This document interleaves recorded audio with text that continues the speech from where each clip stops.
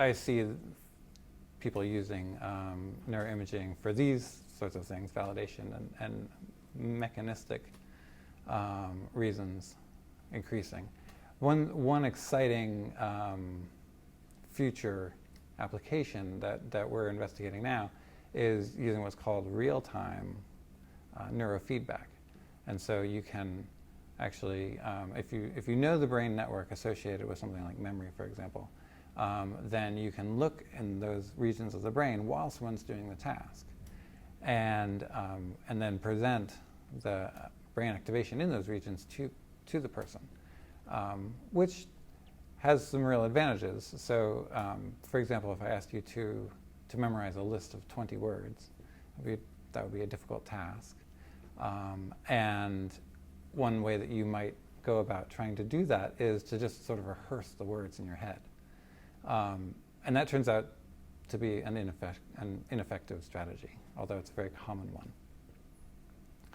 And so while I was presenting those words to you, if I was also presenting to you the amount of activation in memory areas, and you saw that what you were doing really wasn't making those areas light up properly, then you could change your strategy.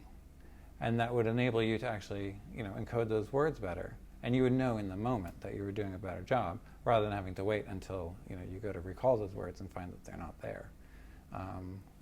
So I see that as being a very valuable tool, especially for rehabilitation, because it enables people to see which strategies work best for them.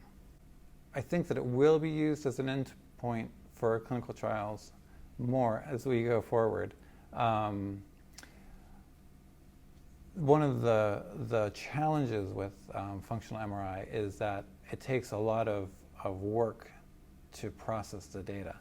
And so as a clinical tool, it's a difficult modality to use, because we're not at the place yet where you can acquire fMRI data and push a button and get a result. There's a lot of intermediate steps that have to occur. So I think that it could be a very valuable and will be a very valuable endpoint for clinical trials in the future, but not quite yet.